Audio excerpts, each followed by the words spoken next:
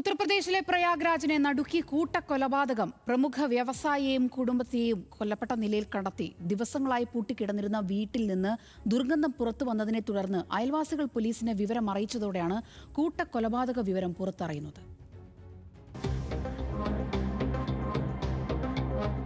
3 നില കെട്ടിടം, അതിനുള്ളിൽ കോടികളുടെ സാമ്പത്തിക സാമ്രാജ്യം. പക്ഷേ ദിവസങ്ങളായി ആ വീട് പൂട്ടിക്കിടക്കുകയായിരുന്നു.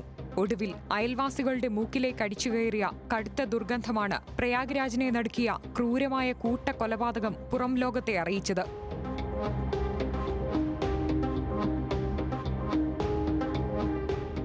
ഇന്നലെ രാവിലെയാണ് സബ്സി മണ്ഡി പ്രദേശത്ത് നിന്ന് പോലീസിന് പ്രദേശവാസികളുടെ ഫോൺ കോൾ ലഭിക്കുന്നത്. വീടിന്റെ വാതിൽ പൊളിച്ചകത്തു കടന്ന പോലീസ് വ്യത്യസ്ത മുറികളിലായി അഴുകിത്തുടങ്ങിയ 4 മൃതദേഹങ്ങൾ കണ്ടെടുത്തു. പ്രദേശത്തെ പ്രമുഖ വ്യവസായി വീരേന്ദ്ര വൈശ്യ, ഭാര്യ അനിത, മകൾ മീനാക്ഷി എന്നിവരാണ് കൊല്ലപ്പെട്ടത്.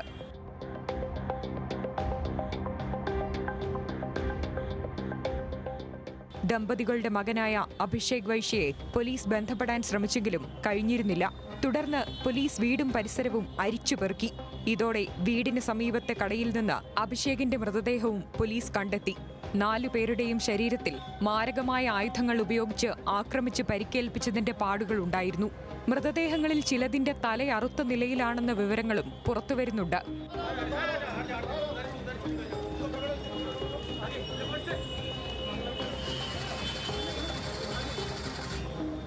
घर के अंदर 3 व्यक्तियों की डेड बॉडी मिली है, इसमें 2 पति पत्नी और एक उनकी बेटी है।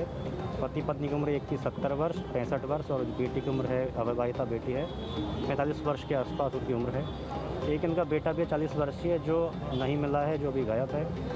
കൊലപാതകത്തിന് പിന്നിൽ കോടികളുടെ സ്വത്ത് തർക്കമാണെന്നാണ് പ്രാഥമിക നിഗമനം. വീടിനുള്ളിൽ നിന്ന് കാർഡ്ബോർഡിൽ എഴുതിയ നിലയിൽ ഒരു സന്ദേശവും പോലീസ് കണ്ടെടുത്തു.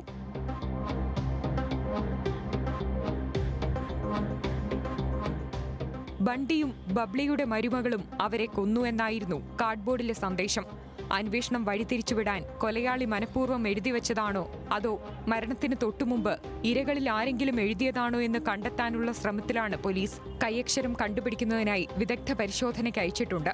പ്രദേശത്തെ CCTV ദൃശ്യങ്ങൾ പോലീസ് പരിശോധിച്ചു വരികയാണ്. അഭിഷേകിന്റെ വ്യക്തി ബിസിനസ് ബന്ധങ്ങളും പരിശോധിക്കുന്നുണ്ട്. വീരേന്ദ്ര വൈശ്യയുടെ മറ്റൊരു മകനായ അശ്വിനിയും ഭാര്യ ഋതുവും തട്ടിപ്പ് കേസുമായി ബന്ധപ്പെട്ട് ജയിലിലായിരുന്നു. ഇരുവരും ജയിലിലാണോ അതോ ജാമ്യത്തിലാണോ എന്നും കൊലപാതക പങ്കുണ്ടോ എന്ന അന്വേഷണവും പുരോഗമിക്കുകയാണ്. കഴിഞ്ഞ വർഷം വീരേന്ദ്ര വൈശ്യയുടെ സഹോദരിയും സമാനമായ സാഹചര്യത്തിൽ കൊല്ലപ്പെട്ടിരുന്നു. ആ കേസ് ഇതുവരെ തെളിയിക്കപ്പെട്ടിട്ടില്ല. ഈ 2 കൊലപാതകങ്ങളും തമ്മിൽ എന്തെങ്കിലും ബന്ധമുണ്ടോ എന്നും പോലീസ് അന്വേഷിക്കുന്നുണ്ട്. National desk, news Malayalam.